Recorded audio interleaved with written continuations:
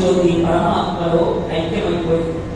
ఇప్పుడు దేవహూతి తన కుమారుడైనటువంటి కపిల బ్రహ్మను ఆశ్రయించింది.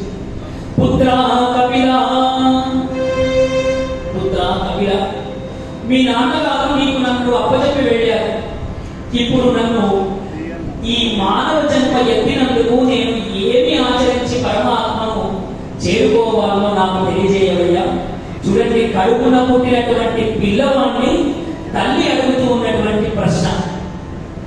ఒక కుమారుడు తల్లికి ఏమి హితబోధ చేస్తున్నాడో కపిలావతారం అద్భుతంగా భాగవతంలో చెప్పబడింది. ఎంత అద్భుతమైనటువంటి తత్వము అంటే, కపిలుడు తన తల్లికి చెప్పినటువంటి ఈ యొక్క యోగమును సాంఖ్య యోగము అని అంటారు, కపిల సాంఖ్యము అంటారు. ఒక్కొక్క మాట వింటూ ఉంటే శరీరం అంతా తగులు పొడిచేటువంటి మాటలను తల్లికి తెలియజేశాడు కపిల బ్రహ్మ. ఇప్పుడు తల్లి దేవహూతిని తీసుకొని కపిల బ్రహ్మ అద్భుతమైన ఒక ఆశ్రమాన్ని ఏర్పాటు చేశారు. ఆశ్రమాన్ని ఏర్పాటు చేసి ప్రాపంచికమైన విషయములను మరచిపోయి, ఏవైతే తన భర్త చేత ఎన్నో భోగములను అనుభవించిందో ఈ యొక్క దేవహూతి, కామభోగములను అనేక సుఖములను అనుభవించింది. ఆ సుఖములన్నిటినీ మర్చిపోయి ఇప్పుడు మీరు భగవంతుణ్ణి చేరుకోవాలి అంటే ఏ మార్గంలో వెళితే నేను చేరుకోగలను కపిల అన్న కుమారుని మాట్లాడింది.